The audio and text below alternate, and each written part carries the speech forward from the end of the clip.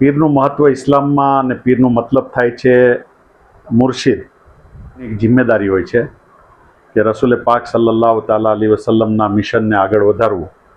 3200 couple યાની 3200 છોકરા અને છોકરીઓના ટોટલ 6,000ની ઉપર ના લગ્ન કરાવી ચૂક્યું છું. આ દોરની અંદર નશો એક જે યુવાઓ છે અલગ અલગ એનડીપીએસ નશાઓથી બહુ કરીબ થયા છે. લઈને ગુલિસ્તા માધ્યમિક, એના પછી ઉચ્ચતર માધ્યમિક શાળા, એની 12 ધોરણ સુધી ગુલિસ્તા સ્કૂલ ઉનામાં ચાલે છે મારી. મિત્રો, સ્વાગત છે આપનું અમારી ન્યૂઝ ચેનલ સંધિ જાગૃતિમાં. હું છું જાહિદ સંધિ. આજે ખાસ ઇસ્લામની અંદર સૈયદોનું ખૂબ જ મહત્વ હોય છે અને એ લોકો એમની પૂરી જિંદગી જે છે કોમે મુસ્લિમની ખિદમતમાં, તમામ પ્રકારના લોકોની ખિદમત માટે ગુજારી દે છે.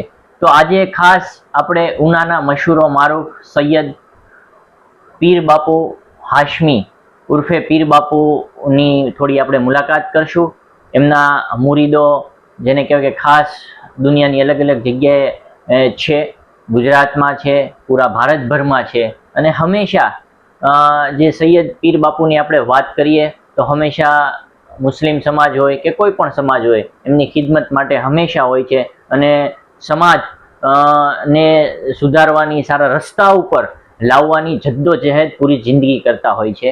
તો આપણે થોડી ઘણી બાપુની હારે ચર્ચા કરશું કે તેમના દ્વારા સમાજ સુધારક માટે ઇસ્લામની અંદર અલગ અલગ પ્રકારના અરકાનો હોય છે તે મુસ્લિમ સમાજને બતાવવા માટે હંમેશા તે તત્પર હોય છે. તો તેમની સાથે બાપુ હારે આપણે થોડી વાત કરશું અને જાણવાની કોશિશ કરશું. બાપુ, સ્વાગત છે અમારું ન્યૂઝ ચેનલમાં આપનું. હા. હવે બાપુ, પહેલી વસ્તુ કે ઇસ્લામની અંદર પીર એટલે શું? નહમદુહુ વ નુસલ્લી અલા રસૂલિહિલ કરીમ. અલ્લાહુમ્મા સલ્લી અલા મુહમ્મદ વ અલા આલિ મુહમ્મદ. પીરનું મહત્વ ઇસ્લામમાં અને પીરનો મતલબ થાય છે મુર્શિદ, યાની રુશદો હિદાયત દેવાવાળો. એને પીર કહેવાય છે કે તમને સીધી રાસ્તા પર ચાલવાની સલાહ આપે, ખુદ પણ સીધા રાસ્તા પર ચાલે અને તમને પણ સીધા રાસ્તા પર ચાલવાની સલાહ આપે. અને દુનિયામાં તમે અલ્લાહ અને તેના રસૂલ સલ્લલ્લાહુ તાલા અલી વસલ્લમ એ બતાવેલા રાસ્તા પ્રમાણે ચાલો અને રસૂલને, અલ્લાહને ખુશ કરો તેવી સલાહ આપનારને પીર કહેવાય છે. બાપુ, હવે જ્યારે વાત કરીએ કે ઇસ્લામની અંદર સૈયદોનું મહત્વ છે, પીરનું મહત્વ છે, અને પીર હંમેશા તમે કીધું કે સીધો રાસ્તો બતાવે છે, તો હાલમાં આપના દ્વારા કોમે મુસ્લિમ માટે કેવા કેવા કાર્યો કરવામાં આવે છે?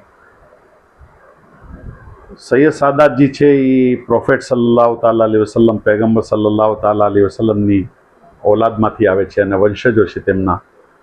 તો સૈયદો પર એક પ્રકારની એક જિમ્મેદારી હોય છે કે રસૂલે પાક સલ્લલ્લાહુ તાલા અલી વસલ્લમના મિશનને આગળ વધારવું.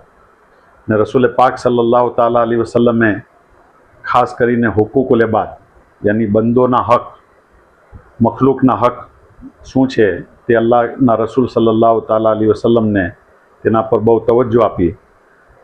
એટલે રસૂલે પાક સલ્લલ્લાહુ તાલા અલી વસલ્લમના મિશન પર ચાલીને રસૂલે પાક સલ્લલ્લાહુ તાલા અલી વસલ્લમની ઉમ્મતમાં જે કંઈ પણ ગરીબ લોકો છે કે જે કંઈ બી જરૂરતમંદ લોકો છે તેમની સેવા કરવી, સમાજની સેવા કરવી, તે હુઝુરે ઇરશાદ ફરમાયું છે. તો તેના પર સૈયદ સાદાત ચાલીને, તેના નકશે કદમ પર ચાલીને હુકુકુલ ઇબાદ માટે કોશિશ કરે છે. બાપુ, અત્યારે હાલમાં વાત કરીએ કે અમે વાત સાંભળેલી છે અને હું નાનો હતો ત્યારથી સાંભળું છું. અત્યાર સુધીમાં આપે મુસ્લિમ ધર્મમાંથી કુરિવાજો દૂર કરવા માટે થઈને ઘણા લોકોના નિકાહ પડાવ્યા છે. શું કહેશો એના બારામાં? મેં 1992માં સમૂહ લગ્નની શરૂઆત કરી. ત્યારે મારા લગ્ન બી નહોતા થયા, પણ અલ્હમ્દુલિલ્લાહ અલ્લાહના ફજલો કરમથી, રસૂલે પાક સલ્લલ્લાહુ અલૈહિ વસલ્લમના સદકાથી ઉનામાં 51 સમૂહ લગ્ન મેં 1992માં શરૂ કર્યા. ને તેની પાછળનો મકસદ હતો ગરીબ દીકરીઓ સારી અને શાનદાર રીતે તેના લગ્ન સંપન્ન થાય, પૂરા થાય અને તેમને ગરીબ મા બાપને તેમની દીકરીઓ માટે ક્યાં હાથ ન ફેલાવવો પડે તે માટે સમૂહ લગ્નની શરૂઆત કરી.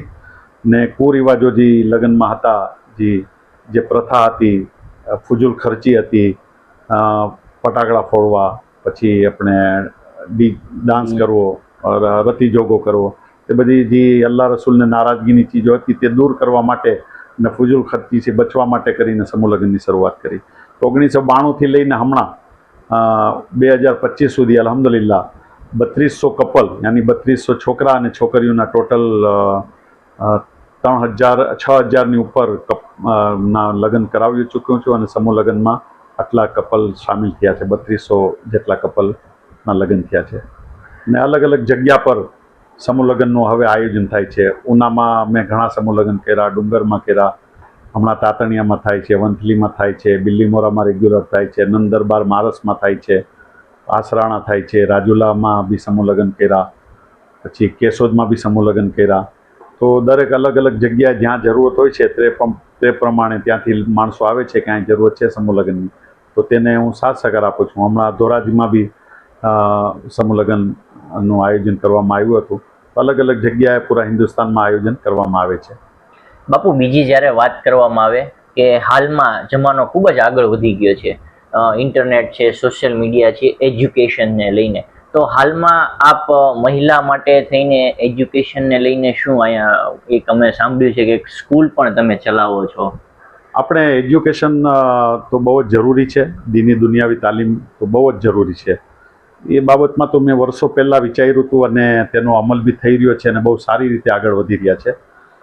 મેં ઉનામાં ગુલિસ્તા કેજીથી લઈને ગુલિસ્તા માધ્યમિક, એના પછી ઉચ્ચતર માધ્યમિક શાળા એની 12 ધોરણ સુધી ગુલિસ્તા સ્કૂલ ઉનામાં ચાલે છે મારી, અને તેમાં વિદ્યાર્થીઓ તાલીમ લઈ રહ્યા છે. બાળકો પણ છે, બાળકીઓ પણ છે. ને બાળકીઓની ખાસ સવલત માટે જ કરીને 11 અને 12મું ધોરણ શરૂ કરવામાં આવ્યું છે. તેવી જ રીતે બિલ્લીમોરા સાઉથ ગુજરાતમાં બિલ્લીમોરામાં બી મીડિયમ ઇંગ્લિશ સ્કૂલની ગુલિસ્તાના નામથી ચાલી રહી છે. 8 ધોરણ સુધી ચાલે છે તે સંસ્થા પણ. અને એજ્યુકેશન માટે અને દીની તાલીમ માટે મેં છોકરા છોકરીઓ બંને માટે ઇદારા કાયમ કરેલ છે. દારૂલ શમ તબરેજ જે ચાલે છે દીની તાલીમ માટે, તેમાં દુનિયાવી તાલીમ બી સામેલ કરે છે. ગુજરાતી શીખવાડવામાં આવે છે, ગણિત શીખવાડવામાં આવે છે, અંગ્રેજી શીખવાડવામાં આવે છે, કોમ્પ્યુટર ક્લાસ. તેવી જ રીતે છોકરીઓના મદરસા ચાલે છે ઉનામાં 2 તો તેમાં પણ આપણે સીવણ class, mehndi class, computer class, tuition class તે પણ ચાલુ કરેલા છે. અને ઘણી જગ્યા પર સુરતમાં ઊનમાં પણ છોકરીઓનો મોટો મદરસો ચાલે છે, તેનો બી સરપરસ્ત હું. બિલ્લીમોરામાં એક દારૂલ ચાલે છે, તેનો બી સરપરસ્ત હું. પછી અલગ અલગ જગ્યાએ નાના નાના મક્તબો બી શરૂ કરેલા છે, જે દીની અને દુનિયાવી તાલીમ માટે કામ કરી રહ્યા છે. પહેલેથી જ મને એજ્યુકેશનનો શોખ હતો કે અમારા સમાજને, આપણા સમાજને ઊંચો લાવવો હોય તો દીની દુનિયાવી તાલીમનો સંગમ હોય તો આપણો સમાજ આગળ વધી શકે અને દેશનું નામ રોશન કરે. તે માટે ખૂબ પ્રયત્ન કરું છું અને કરતો રહીશ ઇન્શાઅલ્લાહ તબારક તાલા. અને બાપુ, બીજી અત્યારે હાલમાં વાત કરીએ કે જ્યારે દોર ખૂબ ફાસ્ટ હાલે છે, યુવાઓ મોબાઈલો જોવે છે, અને આજની તારીખમાં તમને હજારો યુવાઓ જોઈ રહ્યા છે, મુસ્લિમ સમાજના અને દરેક સમાજના લોકો. તો આજના દોરની અંદર નશો, એક જે યુવાઓ છે અલગ અલગ NDPS નશાઓથી બહુ કરીબ થયા છે, તો એને શું કહેવા માંગશો? યુવાઓ માટે મારો એટલો જ પેગામ છે કે નશો છે એ તો આપણે ઇસ્લામમાં મના છે, જાયઝ નથી કોઈ પણ જાતનો નશો કરવો. દારૂ છે, ચરસ છે, ગાંજો છે, કોકીન છે, અફીણ છે, કોઈ પણ જાતનો નશો ઇસ્લામમાં જાયઝ નથી. તેનાથી સમાજને બી નુકસાન થાય છે, ઘર પરિવાર બી બરબાદ થાય છે અને દેશ પણ બરબાદ થાય છે. તો નશાથી નવજવાનો દૂર રહીએ. અને હરેક એવું કામ નશો છે કે જે તમારા ઘરને, પરિવારને નુકસાન પહોંચાવે, સમાજને નુકસાન પહોંચાવે, દેશને નુકસાન પહોંચાવે. આજે મોબાઈલ અને ઇન્ટરનેટના યુગમાં એ પણ એક જાતનો એક નશો છે કે આજે મોબાઈલ પર ખરાબ વિડીયો, ફોન વિડીયો જોઈને નવજવાનો પોતાનો દિમાગ અને પૈસો બગાડે છે. તો એ બી મોબાઈલ બી એક જાતનો દુરુપયોગ કરવાથી એ બી એક જાતની ખરાબી છે.